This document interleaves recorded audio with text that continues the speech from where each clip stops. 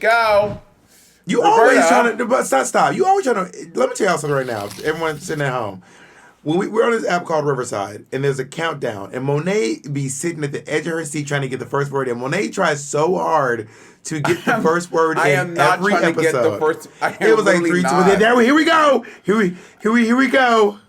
This is something. This must be something that you're actively doing, and you're manifesting that energy in me because I genuinely. Because I love God on this. Did you ever have one of those things as a kid? I went with your friends to always make sure it was like something we would say. I love God and I'm telling the truth. That was our thing. Like if we said that, we know you weren't. We would say swear to God, swear to God. You swear to God, I love God. I'm telling the truth. No, I really was not trying to get the first word in, Bob. I think that's you. That's all you, baby. Project on, baby. Project on vomiting. Here we go. But. Go back and listen to the last couple episodes, and you'll see that Monet is consistently the first bitch. I'm forever popping shit, pulling up and dropping shit.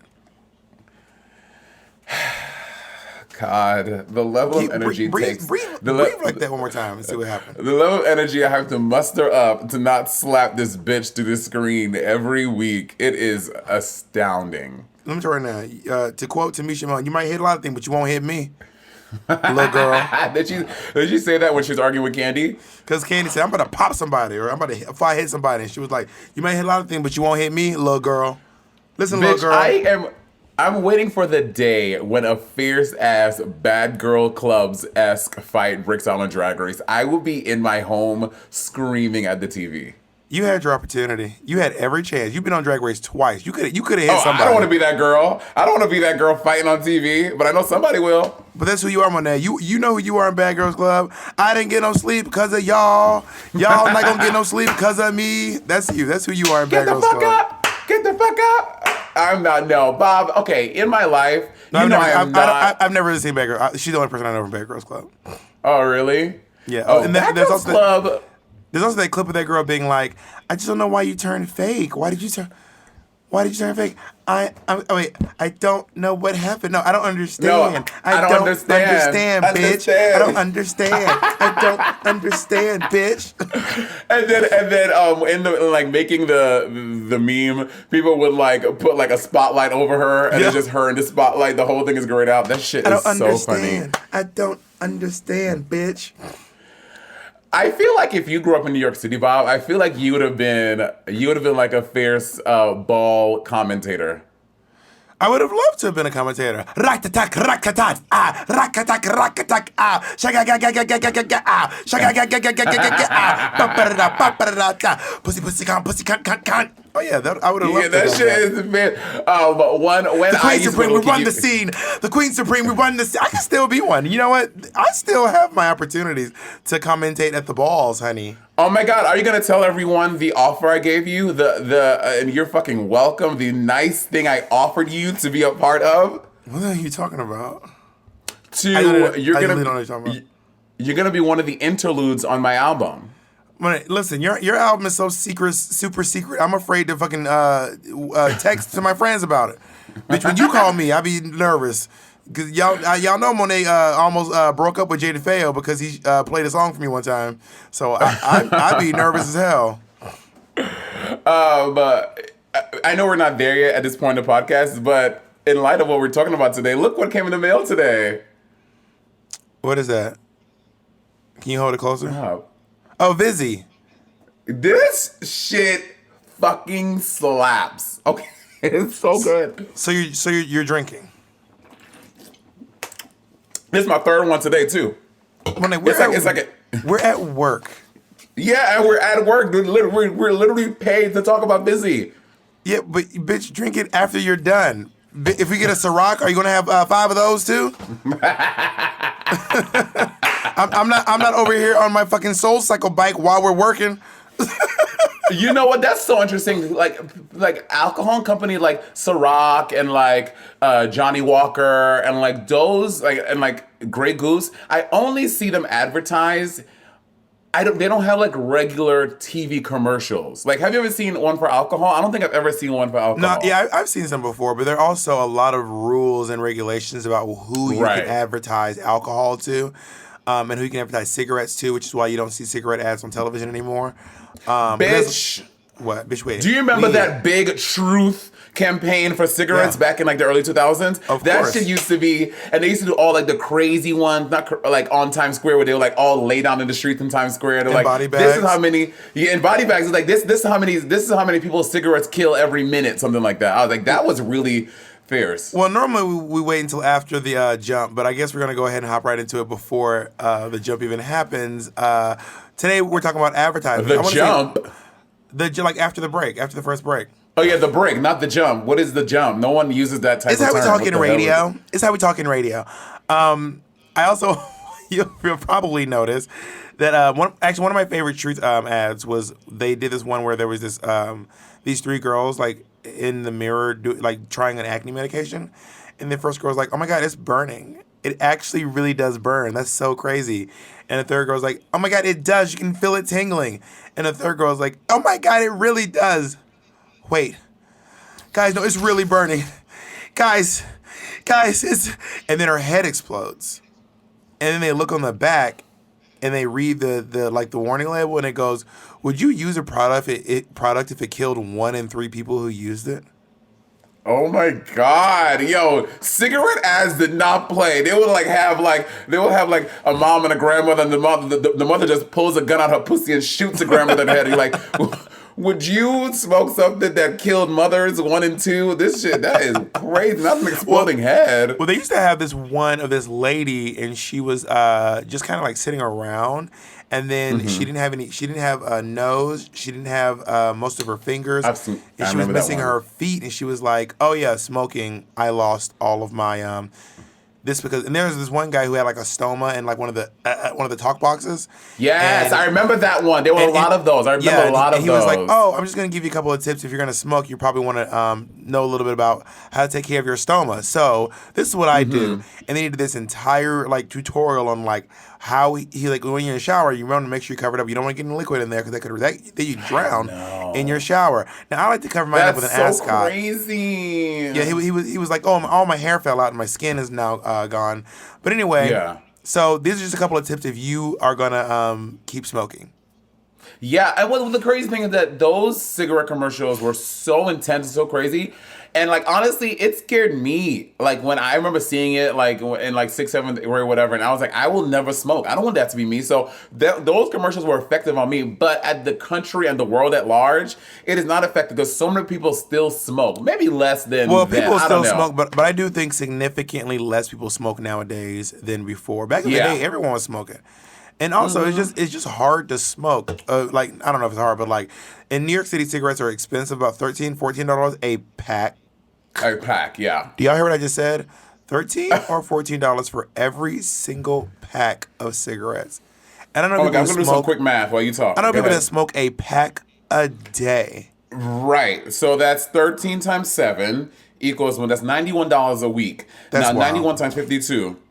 That's annually you're spending $4,732 on cigarettes. Imagine putting that money in the bank, bitch. For like 5 years, you have $20,000 in the bank. That's almost as like if you're only allowed to put $5,000 in your Roth IRA, bitch. You could be a millionaire if you invested that money in a Roth IRA instead of cigarettes. You'd be a millionaire. 68%. 60. Wait, can you read this, Jacob? The screen's cut off. Can you read it for us? Actually, no, I have it. 68% among adults from 42 to 42 point. Oh, Jacob going off. 68% of adults from 42. Jacob, Monet, read this shit. I can't read this shit. 68%. What the fuck? Like, am I wrong or is it weird? Is it worded funny? I'm gonna read it verbatim. 68% among adults from 42.6% in 1965 to 13.7% in 2018. So I think it's saying in 1965, 42.6% of people smoked, as opposed to in 2018, 13.7%. So I guess those ads were very effective. I mean, I guess they were. They got niggas to quit smoking. Yeah. Do you have any family members that smoke? No one in my family smokes. What? I don't know anyone in my family that smokes. How does no one in your family smoke? How is that even possible? Well, I don't know anyone, not my aunts, not my uncles, not my biological or adoptive parents. Like, I don't know anyone that smokes. Oh my God, that I come from some Newport smoking country niggas. Really? Like, oh my Uncle Steve smokes. My Aunt Lisa smokes. Mostly those two. And I think sometimes when my Uncle Scotty smokes Black and Miles. Oh, Black and Miles. Oh, that. Okay, so in Black and Miles, is it tobacco in the Black and Miles? Like, why is it tobacco. so special? It is tobacco, yeah.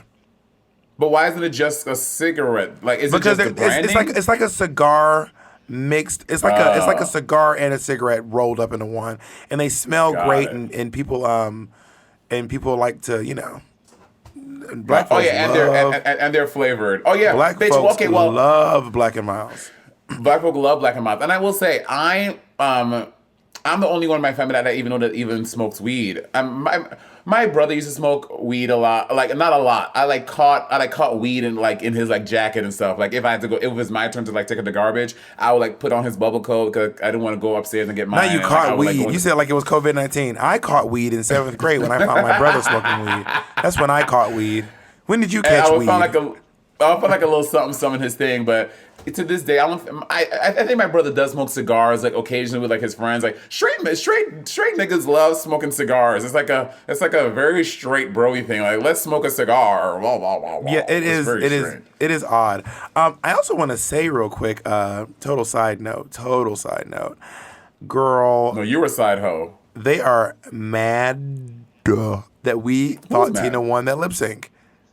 Oh yeah, people are very upset that we. I told you, Monet, you're not allowed to be mean to white twinks publicly, or you will, or the wrath of Stonewall will come down upon you. Well, what I think is that I think what it comes down to, I think two things. One, I think you and I prefer a particular type of performing and entertaining, and that's why we like Tina. Two, once the judges say something on Drag Race, certain fans cannot look past that. Like, let's say all the judges agree that the sky was purple. The fans are like, guys, the sky is purple. Like, that's just what. And we're like, no, we're like, the sky is blue. Here's an example. How many kitty cats did you wear on All Stars?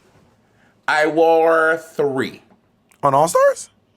Oh no, All Stars. No, I wore 1 for my Heavenly White and the finale. You are still the kitty cat queen, according to the fans. Like, you're the kitty cat queen. It doesn't matter. Yeah.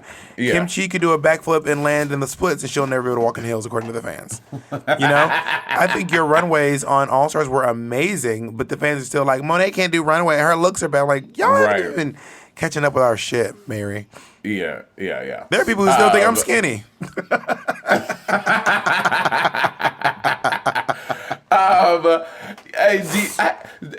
Speaking of Drag Race, I remember a lovely moment I had was when I remember on season 8 when I was getting the train to go probably to work. I don't remember where I was going. I remember going seeing your ad of you on Drag Race on the train station ad things. And I was like, it was actually me? Well, it was all of y'all, but the cast, you know what I mean? And I was like, I know him. It was a really proud moment. I remember seeing that ad. I mean, I never even saw that. that ad. But I was right now in LA. Bitch, RuPaul is everywhere in this city. You cannot go too far without seeing RuPaul. Me and Jake were driving around last night, and I didn't say what she was. RuPaul was up. They have those little off the telephone poles, those little flag things. It's like a vinyl. Yeah. RuPaul had, because they're promoting Paramount Plus right now. So that I was like, this bitch is literally everywhere. And I'm trying to think, was that my first commercial? I think Drag Race was probably my first commercial. Me too. Okay, Me too.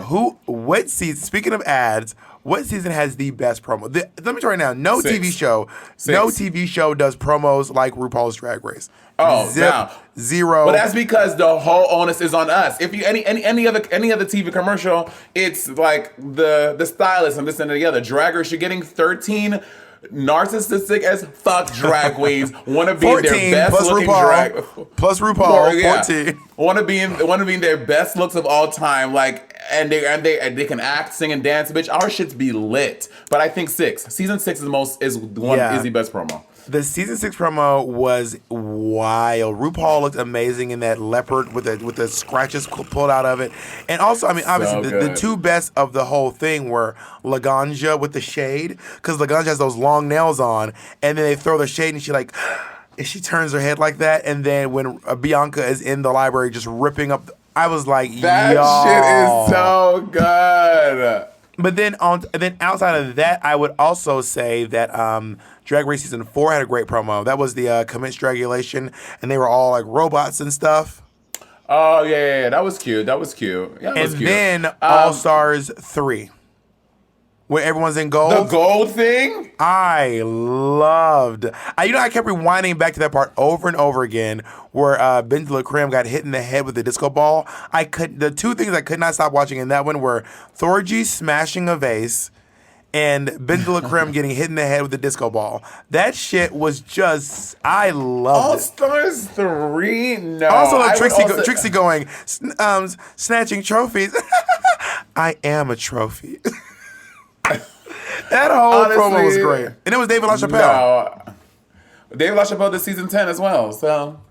Oh, well, I had Matthew, so. I will say the only part of y'all's I really liked, season 8, is when Ru goes, "Step into my salon." I just love that line. I thought it was a great line. It was a great line. I love that. I'm trying to remember how did it start? I can't remember how my seasons for the first words in my season's promo. It was season 8 is gonna curl your hair. No, that was the end. Season 8 is going to curl your hair.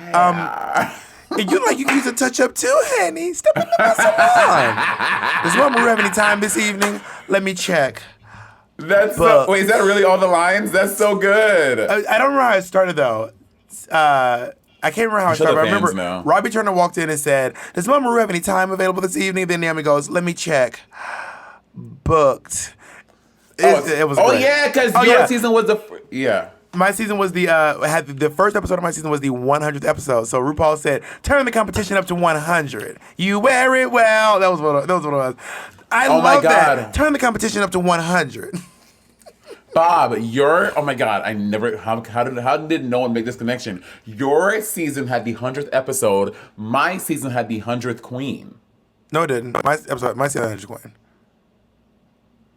No, because RuPaul said, "Derek Barry, you are the 100th queen to sashay through those doors." What was mine? Oh, mine was just a decade of drag. That's what it was. That was the big thing. Yours was just like number 117 or something. Oh, mine was the 123rd queen. We had the 123rd queen. No, my season was officially 100 competitors in RuPaul's Drag Race, which is wild. Derek Barry was number 100. She'll never let anyone forget that, girl. She wants y'all to know. You already know, as Big Frida would say. But yeah, I mean, I have like. Oh my God, the Drag Race promos are just like they're beyond. I mean, I think that also Dragula has some good promos too. Dragula also does some great promo work. I'm sad to say I have not seen a Dragula yet. Not a season or a promo or anything? No. Well, we'll talk about We'll talk about when we get back.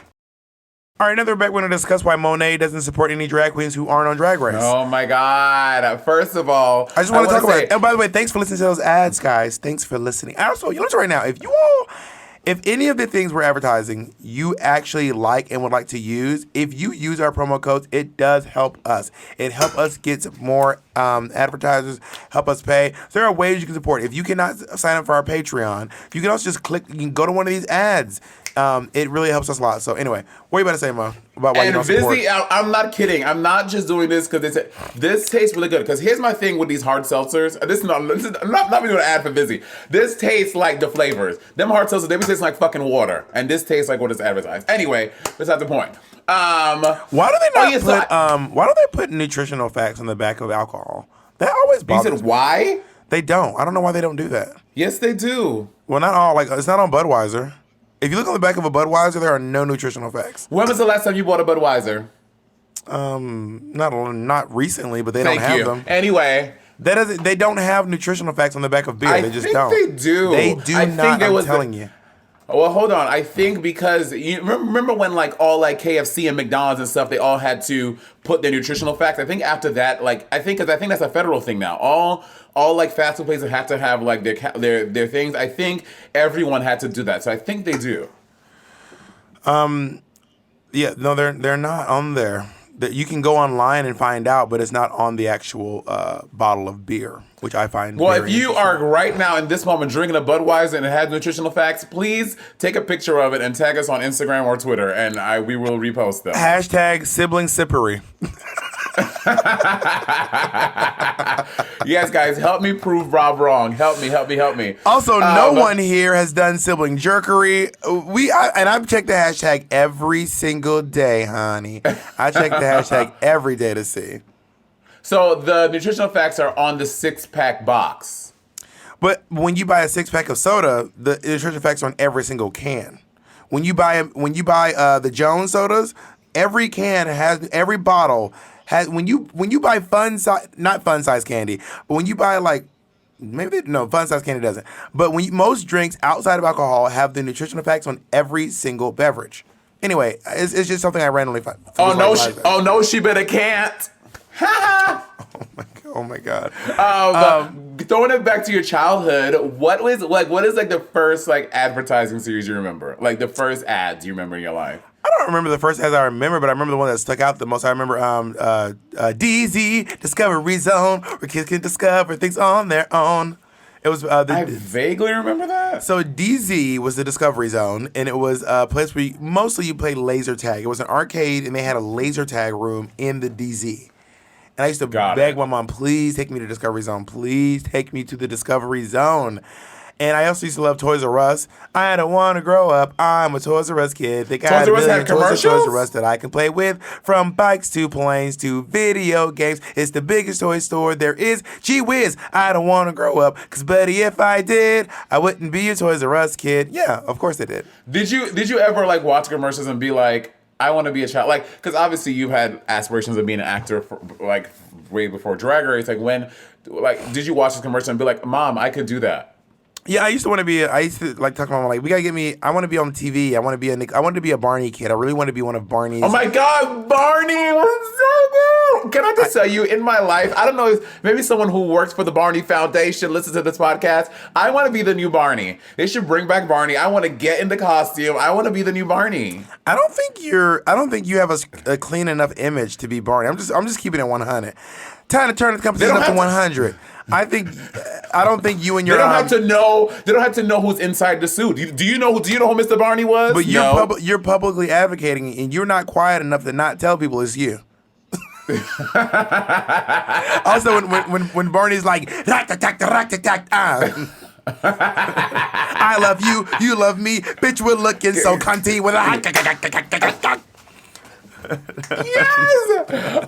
One of the first commercials I remember, I don't know, because I was always a fat kid and I would die a fat kid, was all like the little food commercials. Like I used to remember all Frosted Flakes. I used to remember the fruit roll-up ones. All right, I'm going to name cereal, and you will tell me who the mascot is. Oh, by name, not just describing what he looks like or what she looks like. Their name. Oh. All right.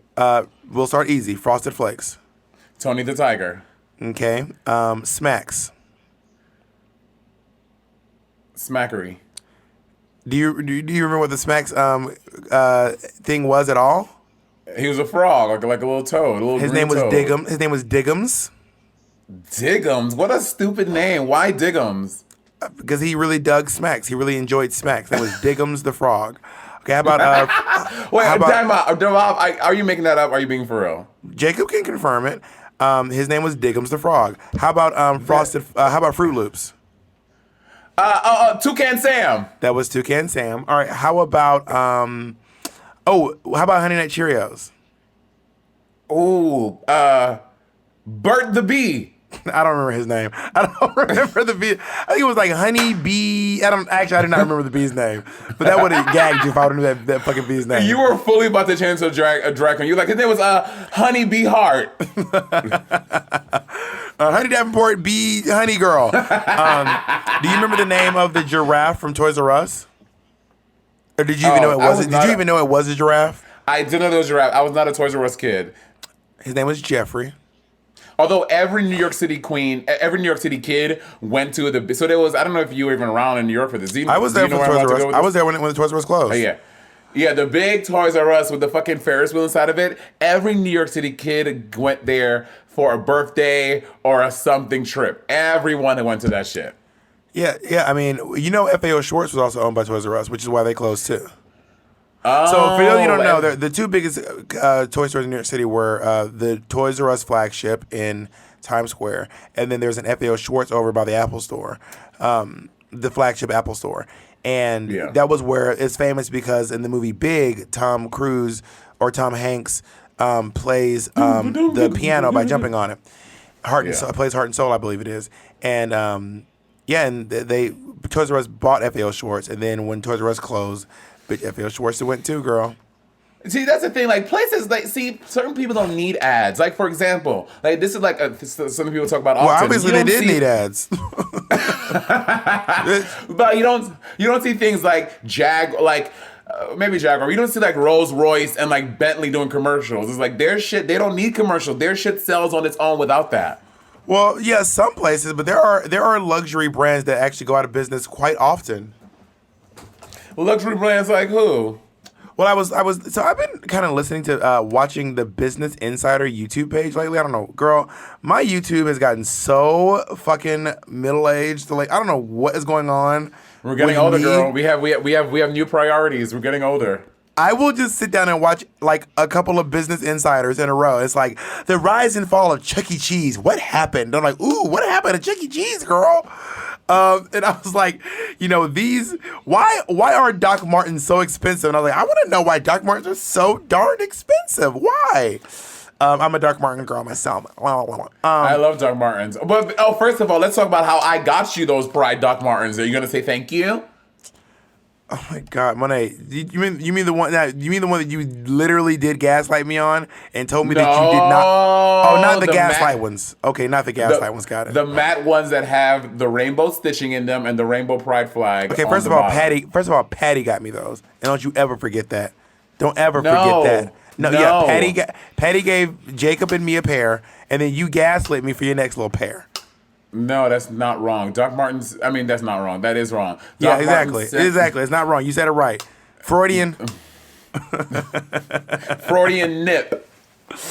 Do you know people who are in my opinion, annoyingly trying to avoid advertisements?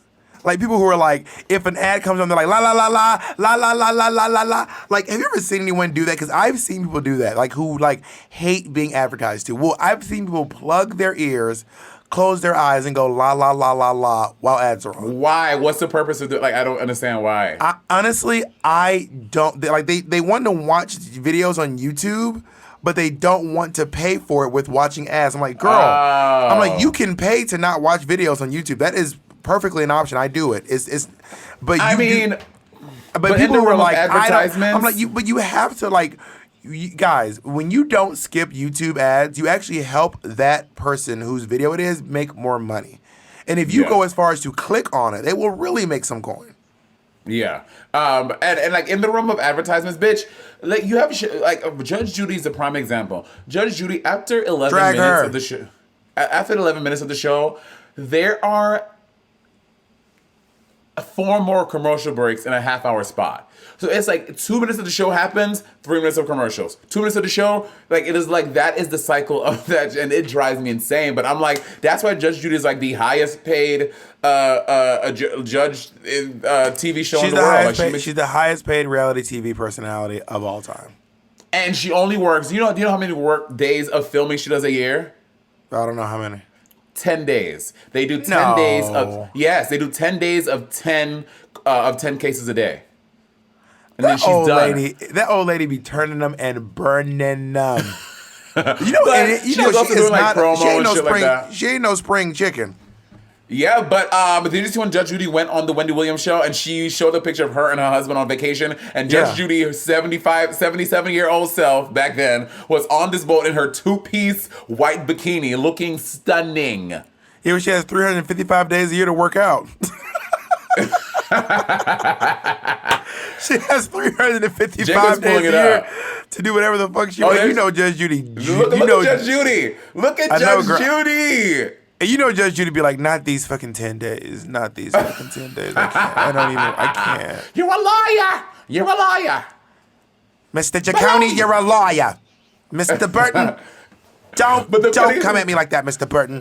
The funny thing is that someone was saying, my favorite thing is when she says, fuck, I forgot it. It was on the tip of my tongue. Bob, my memory's getting really worse. I need to go see a doctor. Ginkgo biloba. Let me tell you right now. Every time Monet talks to me about her memory issue, I always say, you should try some ginkgo biloba. Or is it Garcinia Cambogia? No, ginkgo. Ginkgo biloba. Oh, so now your brain works. Oh, now she remembers everything. All of a sudden, when it comes trying to prove me wrong, Monet whips to it, honey. Monet gonna be in Alzheimer's one day. That's what thing's happen. I'm gonna be dead and gone. You're gonna be 99 with Alzheimer's. They're gonna roll in the old podcast. You're gonna snap to it and start arguing out of nowhere. That's how they do when they play.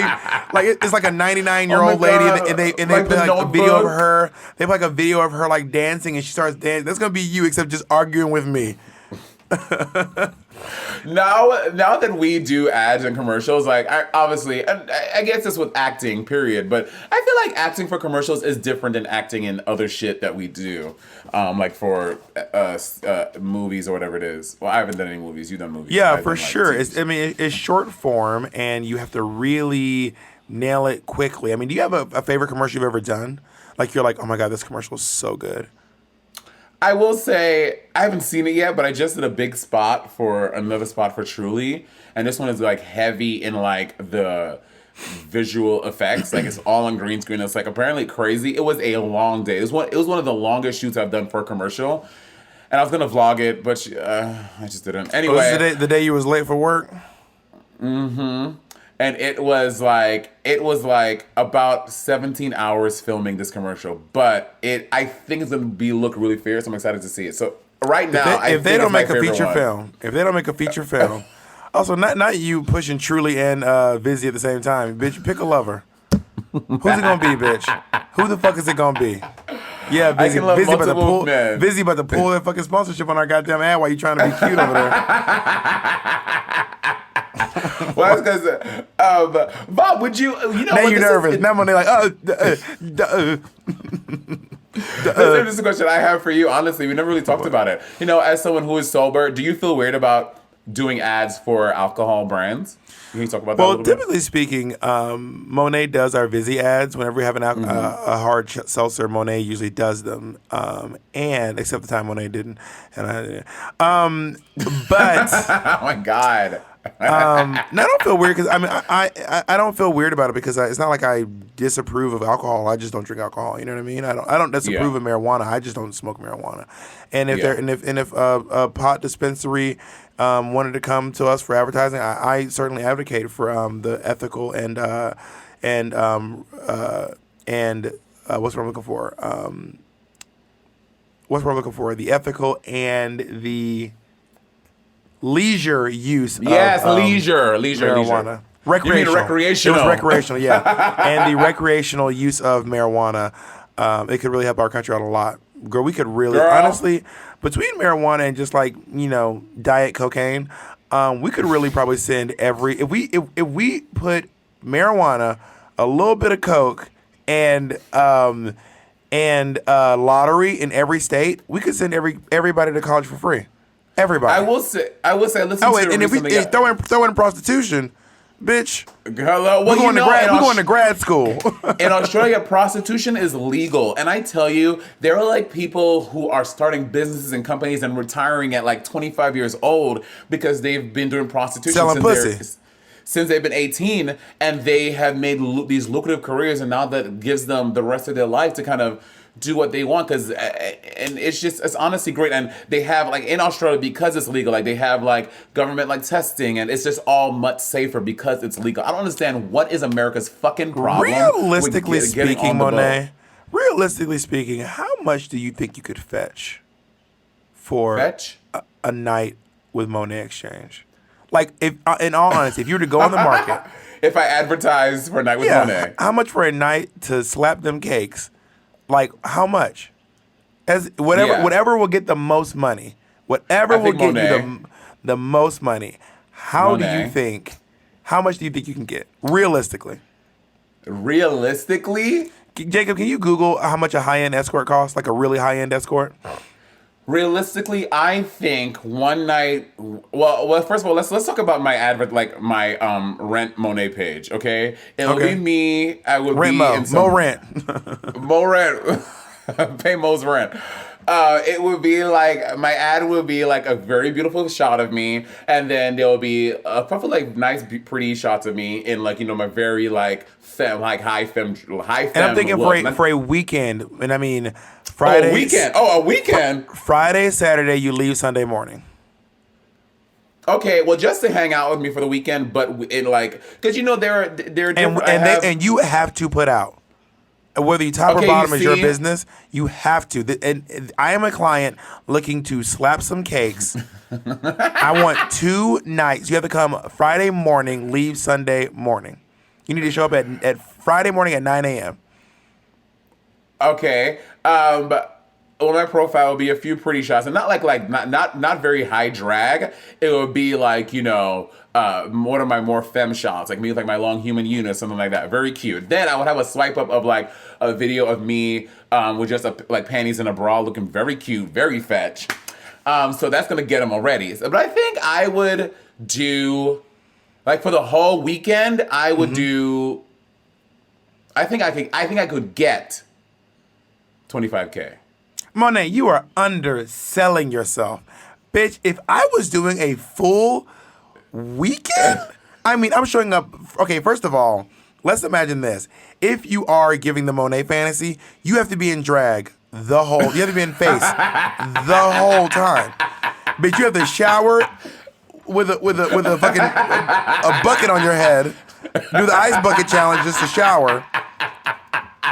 You have to shave while he's sleeping. You have to sneak out of the bed, shave while he's asleep, wake up so you can give that Monet face. Girl, you have a lot of work to do. So what I would do is I would tell someone, I'm going to give you the Bob fantasy and the Caldwell fantasy. You're going to get both.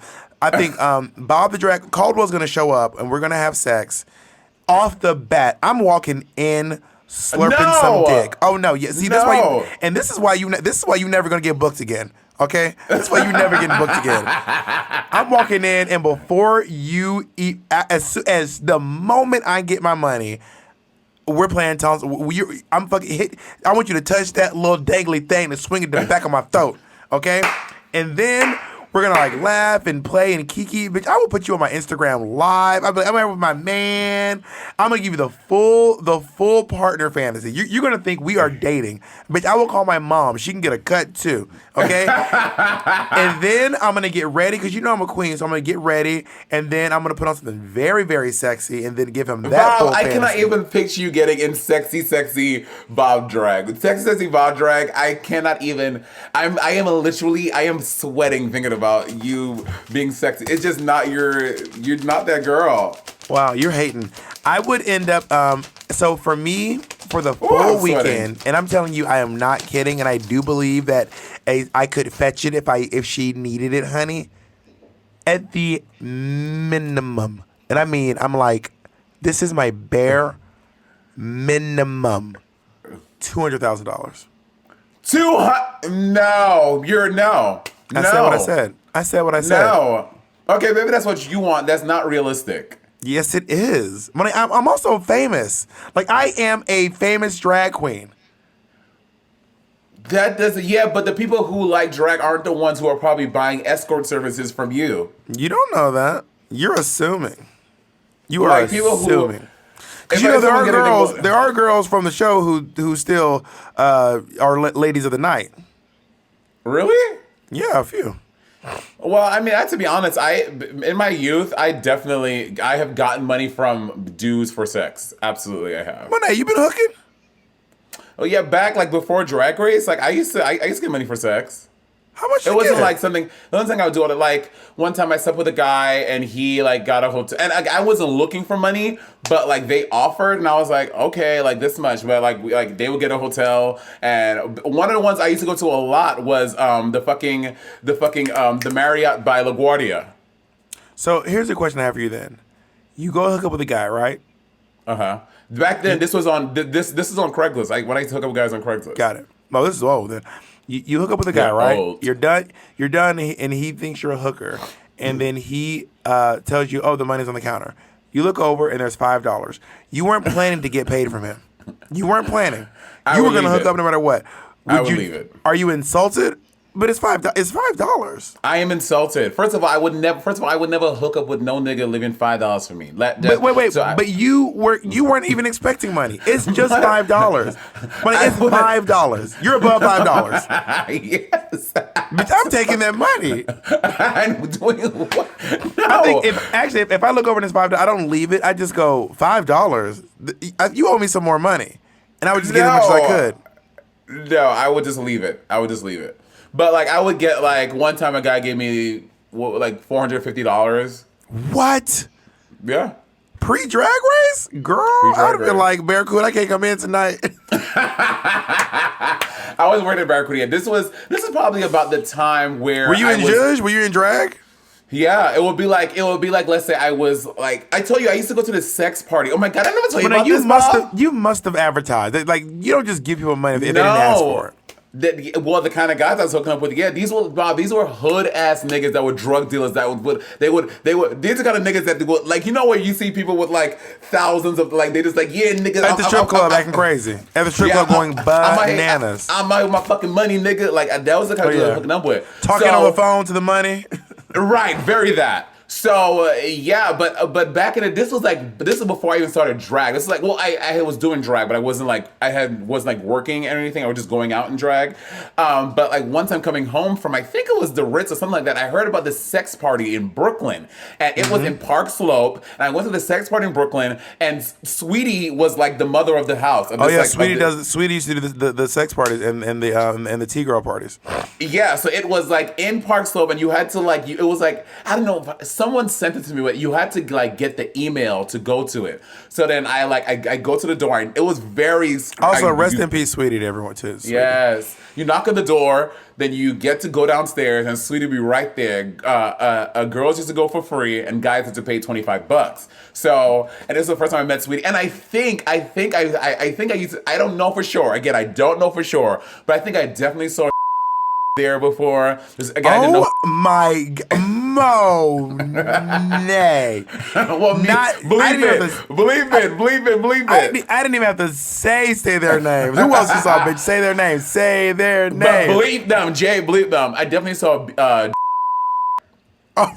Yeah, for sure. Yeah, she was there. Yeah, and I'm trying to think, and I think one time maybe, but I didn't say anything. Even though maybe friends. one time. You know you lied, but you know you saw that bitch. Don't play coy now. Don't be coy, bitch. But I met like two guys from there, and then we'd exchange numbers, and we would like go and hook up. Should we unbleep them on the Patreon? No, that's not my business. Is that messy? That is very messy. It's not my business. We'll unbleep just the last names. No. We'll be like, I think I saw bleep. Bleep all of that. Oh my God, Jay, please bleep all of that. Bob, you're so messy. Not bleep. Bob, have you ever been paid for sex literally once ever?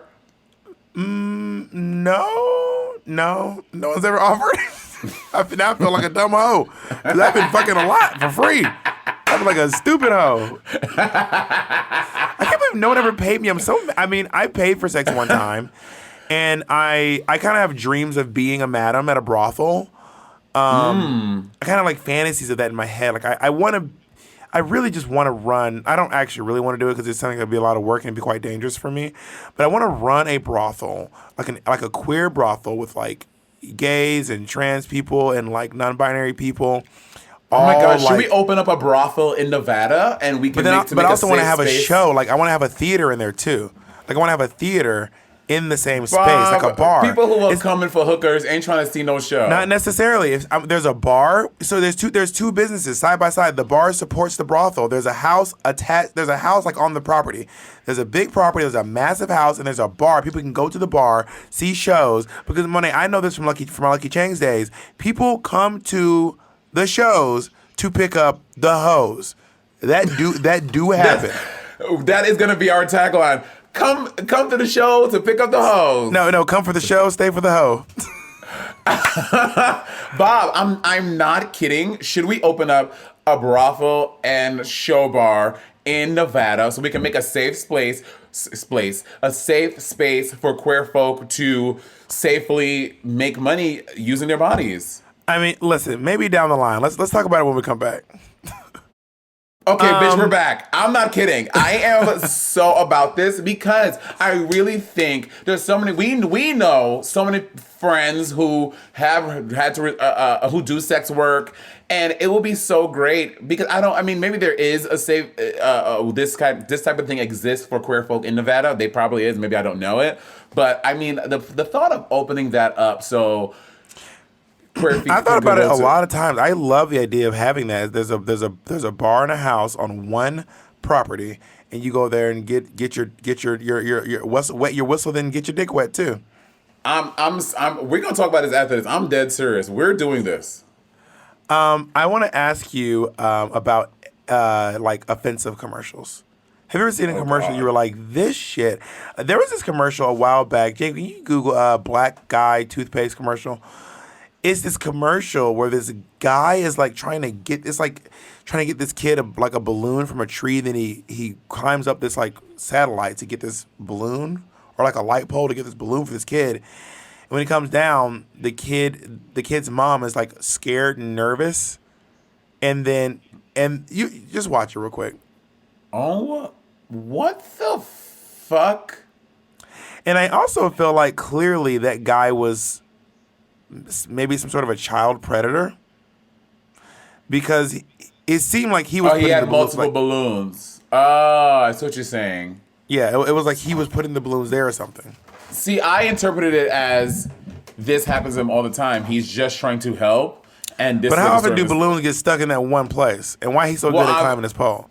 Well, to kind of double back on something we talked about before, I think we're suspending reality a little bit to like say that this probably happens a lot, and this is always people being like, "Get away from my baby."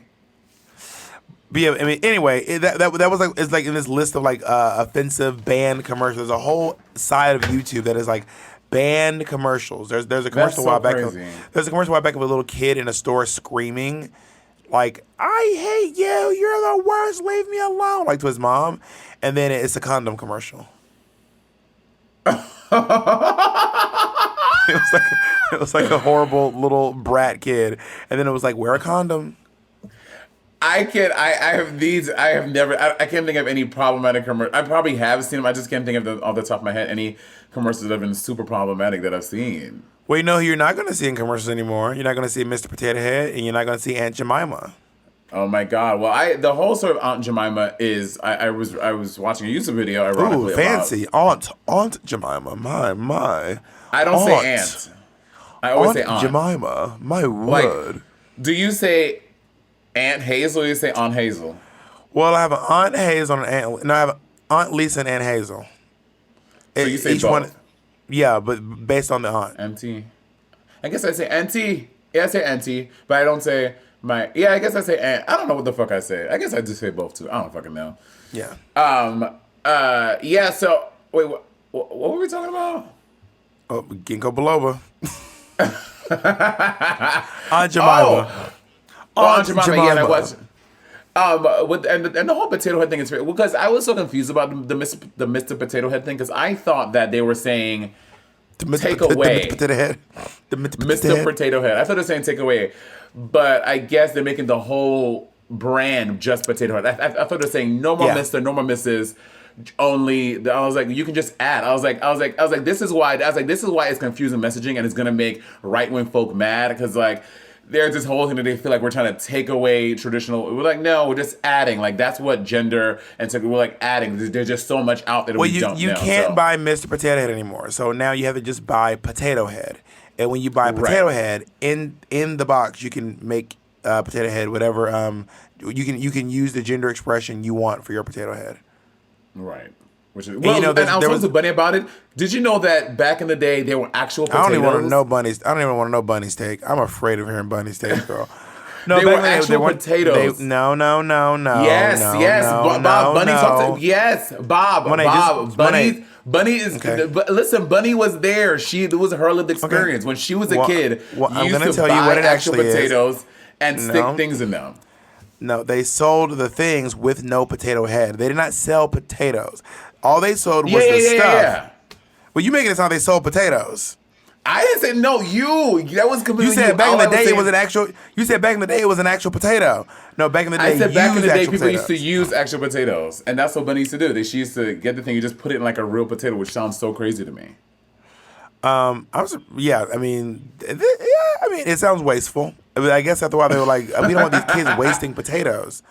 But also, about Aunt Jemima.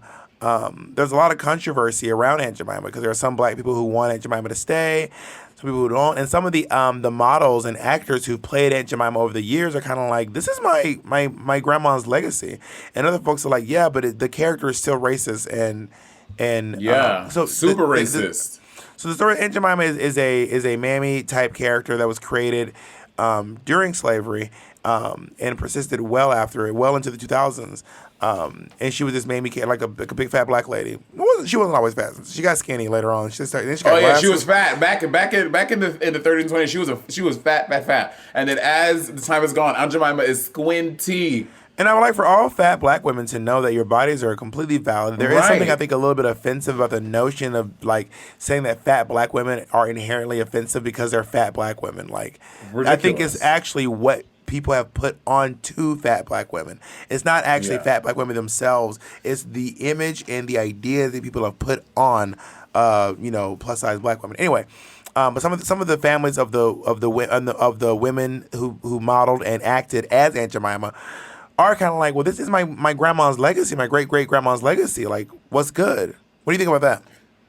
Well, I think but Aunt Jemima is not a real person. It's completely fictionalized. So it's like, I guess, so they're saying, the legacy is like the actual picture that so the lady, that's my great grandma's picture. But I'm saying the lady, because the thing I read, the thing I watched, the 17-minute thing I watched on YouTube, the lady on the Aunt Jemima, that the image that I know, I don't know what you're talking about. The image that I know of Aunt Jemima, that is completely made up. Well, there have been many women who have portrayed Aunt Jemima over the years. Many. For models, for just pictures, for tours, public appearances. There have been a lot of Aunt Jemimas over the years. And some of the families of the women who portrayed her have spoken out, been like, "This is my family's legacy, a part of my family's legacy." What about Uncle Ben? He want his flowers too. Uncle Benjamin. I think Uncle Ben is a musician, isn't he? I don't know Uncle Ben. I don't eat that nigga food. I used to eat Zatarans, not Uncle Ben. Okay. What is one of your favorite commercials you've done? I did a spot for Most, which is Netflix's queer division. That's one of my favorite ones, and I was also just so skinny. Oh my God, I was like, I don't know what I was going through or what had happened, but I was very skinny at that time. So I see videos, I'm like, girl, you better work. I really enjoyed. I'm gonna say this right now. I want to be very clear. I love all my bobs, but you know what? Your journey with is your journey to have. But I'm gonna say I love all the bobs. I love skinny Bob. I love all the iterations of Bob I've ever met in my life. Skinny Bob, fat bitch Bob. Say it, nigga. But I mean, do you remember are there any songs from your childhood that you remember because they were in commercials? Because I can't believe you don't know the Toys R Us song. That is wild to me. Well, I used to do a whole thing at my hardware show. One of the ones I used to remember was Folgers. That everyone remembers the Folgers ad with the lady. She's the Irish step dancer. Do you know which one I'm talking about? As early light breaks through. Oh yeah. Yeah. She starts clogging around the house. Yeah. That ad is That's everything. part of waking up. It's Folgers in your cup. That was everything. That was really love that ad. I still remember if I could to this day, if I wanted to write to Scruff McGruff, I could. Oh my God, Scruff McGruff, Chicago, Illinois, 60652. Yeah, and I could also still this. Okay, I know you weren't a Nickelodeon kid, but do you remember Stick Stickly? No. So Stick Stickly was like for a couple of summers in a row. He was a popsicle stick that had googly eyes and a nose on it, and Stick Stickly was the mascot. He would host between shows. So as you went in between shows, Stick Stickly would be like, "Hey, it's Stick Stickly," and he would just come out and like, I don't know, like he would just like host things in between each. It was just a stick. And that is the cheapest, low budget shit I've ever seen. I loved Stick Stickly when I was a kid. Stick Stickly was everything. And I remember I could write him. It was write to me, Stick Stickly, P.O. Box 963, New York City, New York State, 10108. So to this day, if I want, I could still write Stick Stickly. I want to describe the Stick Stickly, y'all. It is literally a fucking popsicle stick with two red googly eyes on it, a yellow Tic Tac for a nose, and a black dot for a mouth. That is what person was in the pitch meeting like, okay, guys, go with me here. I have an idea. Stick Stickly. But it worked. I used to look forward to Stick Stickly, and also, and the host of Nick Jr. used to be named Face. Do you remember Face? No. Jacob, please show See, on this is why Nickelodeon was the crunchy Disney. For Disney, we had like special effects with like wands and magic. Y'all had fucking sticks and fucking faces. Must be nice behind the paywall. Must be nice. Well, those of us who couldn't afford that, who were stealing cable from their neighbors, we had Face and Stick Stickly. And Face was literally just a face. Oh, I do remember Face. I remember Face. And Face is just a smiley face. And Face would go, "Hi there, Face here." That was Face's slogan. What do you think about them getting rid of all these racist advertisements? Like, or are there anything they still need to get rid of? I mean, the Atlanta Braves. We got to do something about the Atlanta Braves. We got to do something about the Redskins. We got to do something about Land O'Lakes. We got to do something about we got to do something about these. I feel. Yeah, and I thought that the Redskins was fixed too. I may be wrong though. The Braves is not. I know the Braves ain't. I don't think Atlanta's ever Braves is not. Well, by the way, I don't know this or not, but when you go to a Braves game, which by the way, there are a lot of Native Americans living in Georgia, like a lot. Yeah. A lot of Native Americans still live in the South and in the West, and I'm sure there's a lot of Native Americans in the North too. But I know there's a lot of Native Americans in the South, indigenous people. And when you go to a Braves game, they do something called the tomahawk chop. Everyone in the stadium. Oh God! Everyone. It sounds offensive. I can't imagine. You wave your hand back and forth, and you make like noise like oh, and you make a noise like there it is. It's called the tomahawk chop, and I'm telling you, when I did it, I used to do it when I was a kid. I didn't know any better, and everyone does it, and I can't even imagine. Like if I was in some place with a group called the New York Blackskins, and everyone goes jigaboo jigaboo jigaboo jigga jigga jigga oh jigga, I would be like, are y'all for real? Like can we do one called like the Connecticut Karens, and everyone yell and everyone says, "Can I speak to a manager?" Can I speak to a manager? Sing it. Can I speak to a manager? If you don't have the video podcast, you guys are missing this brilliant choreography, by the way. I am really shocked at, and it seems to happen specifically with Middle Eastern iconography and Native American. There's also the Hollywood High School right around the corner from us here. It's not literally around the corner, but anyways, I live in Hollywood High School. It's pretty much around the corner. They're the sheiks. And a sheik is like is a priest, right? No, I think a sheik is like a high-ranking. I'm not 100% sure what a sheik is, Let's see, a chic definition. An Arab leader is an Arabic leader. Got it. Yeah, a high-ranking person in Arabic culture. And they're just called the Sheiks. And you look at their mascot, and it's just like a guy in a turban. And I'm like, Jesus Christ. Yeah, that shit is so wild. But it's because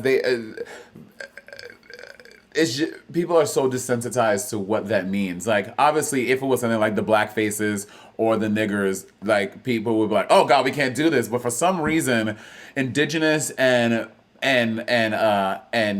Asian cultures, they just don't have the same reverence for it. It's very sure not reverence. Oh, not reverence is the wrong word. The same respect for it. It's very weird. Yeah, it is weird. And I'm very excited on this past episode of Housewives of Atlanta, it was their Halloween episode. Oh my God! What? Why did she do that? Why did she do that? Why did because I thought Lady Shug posted it, and I was like, I thought it was like old surface from when she was in college. No, this was from October 31st, 2020. Kenya Moore wore a Native American headdress and you know, indigenous style clothing, if you will. And I was like, and thank God Drew Sidora popped off about it in the thing. But when she came on screen, someone said something on the show. Yeah, Drew Sidora was like, "This is problematic as fuck." I don't think she said it to her, but she said it in the confessional. She was like, "I can't believe Kenya wore that," but she did do a little light shade in person. But she like went in like her confessional to the camera. But I was like, in what world would Kenya Moore think that it is okay to wear that? Like, I am flabbergasted that her team, her stylist, whoever helped her get this costume was like, "Oh yeah, girl, you're gonna look so good." Yeah, someone paid for it. They had to ship it there. They put it on her. She looked in the mirror. She took pictures. She posted them. She went in front of the camera. She was like, "The children are gonna gag, honey." That was crazy. You're a bitch. You're gonna fucking gag. Yeah. Anyway. Yeah, but you know, it is what it is. Before we go, did you ever feel like it was? How did you feel about the Klarna ads? A lot of people felt many types of way about the Klarna ads. I thought they were funny because of just how the frequency with which they had to post. And as it went longer and longer, it just looked like the girls were being held prisoner by Klarna. And it was just like, this is like, what? And then also there was like controversy amongst the girls for who's posting the best Klarna ads and do other girls get paid the same, which I don't know because I don't discuss my contracts with anyone. But you and I you and I famously did a show with a girl and she just happened to mention her pay and it was literally a half-hour pay and we were like, whoop. But I'm also wondering how many times I've done a show getting paid half as much as the next girl. Right. You know what I mean? But I thought the Klarna ads were a little. It was a lot. I enjoyed making jokes about it. I'll say that. I really liked making jokes about the Klarna ads. It was very fun for me. And at the end, the girls leaned into it too. They were like, everyone was leaning into the messiness of Klarna because they used to post so often. And the girls started being in on the joke as well. Also, did you know PayPal does it now? Klarna? No, PayPal does like 4 payment options. Shop as you go. Oh, yeah, like I was shopping and it was like pay later and I was like, what? And PayPal with no credit check would just be like, just pay us in like 4 little installments. I'm like, I'm buying a 24 pack of Diet Coke. Yeah, but do you want to pay in 3 payments of $150? I'm like, no, I'm gonna pay the $6. No, I'll buy my Coke Zero in full. But talk to me about this. Talk about this mortgage, PayPal. You're obsessed with Coke Zero. You literally want it's something delicious. About Coke Zero. Let me tell you right now, the trick to Coke Zero, if you're listening, this will be my last little bit of wisdom before I leave today. The trick to Coke Zero is you can drink Coke Zero and then never, ever drink Coca-Cola again, and Coke Zero will taste like real Coke. Especially when you snort it, because I love Coke so much. Can I just say, it would be so brilliant if you got a Coke campaign after my Pepsi campaign. It literally, the world is pitting us against each other. Well, I did. Well, actually, I've already technically done a Pepsi ad or two, technically, by doing. But was it with Cardi B during the Super Bowl? I don't think so. Well, I will say this: I was the most famous person on mine. I wasn't B cast. No,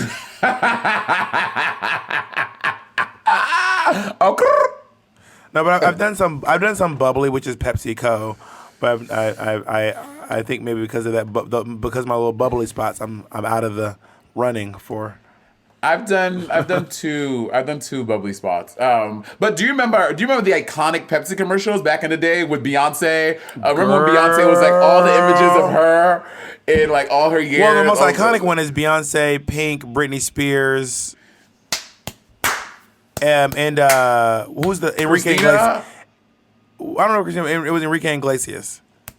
But and then they're gladiators. That shit was everything. And they're singing Queen. Yeah, that was great. I was like, y'all better work. That was Pepsi used to really go off. And you remember when Beyonce did the Carmen? My Pepsi's here, my Pepsi's lost. Oh yeah, enjoy your Pepsi any cost. Yeah. But the one that I think was my favorite one is it's like Beyonce in all of her iterations over like the decade of her career. It's brilliant. And then she does this like thing and all the mirrors smash. explode. Yeah, girl, that shit is good. Everything, girl. That's good. But you know what? Oh, before we go, do you notice that commercials don't have jingles? Maybe because we don't watch jingles a lot, but commercials do not have there's so many. Every commercial from the 90s and 2000s, early 2000s had like jingles. They don't have TV jingles anymore. I have a What's theory. Your theory? I think it's because commercials are a lot shorter now, because most of our commercials are consumed on a platform where you can skip them. So if you need to get all the stuff out, bitch, there might be jingles that we don't even know it because we keep skipping them. You know what I mean? Maybe. But now because you can skip most ads after 5 seconds, they're trying to jam all the information into the first 5 seconds. For all we know, after those 5 seconds, the video might just stop playing. We wouldn't know. We would never know.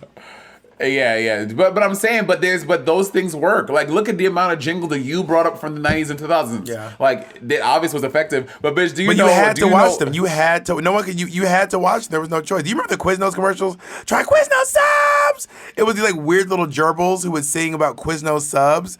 Those were great. The Snickers commercials were really good. You're not yourself when you're hungry. The Budweiser ones. Hungry, why wait?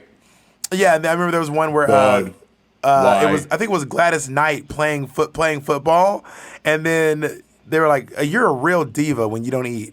And then Gladys Knight ate it, and then she was like a football player. That shit used to tickle me. Yeah, there were some good commercials. There were some good ones. But do you know what's annoying? Fucking porn commercials. I'm like, I don't want Jerkmate. I don't want the wildest fantasy erotic game of my life. I don't want that. I just want to see this dick. Also, it seems like the animated porn world needs to advertise more than anyone else, because the animated porn world is so serious about and I'm like, it's not targeted, because I don't watch animated porn. Right. So like, how is this like? The porn world needs to work on their targeting advertising. Well, maybe they're trying to get us to blow up. But you know what? That was like one of my first big scandals and cancellations. Like right when I started Drag Race, I had no idea. About what? In Neverland, they brought to myself, Cracker, Pearl, Shea Coulee, and the Vixen. Oh, it was those little ears. The ear headphone thing, and apparently it was for like some type of sex gaming thing that was really transphobic, something like that, and we had no idea. Our manager at the time, what's his name? Anthony something. Anthony, I forget. D something. Girl, you know she like to sue. You better watch out. She like to sue, don't she? Well, I mean, I've learned from Judge Judy, defamation is not defamation if you are speaking the truth, and it's like a whole thing. But I'm not saying Judge Judy is not knowledgeable, but I would not get my law advice from a TV judge.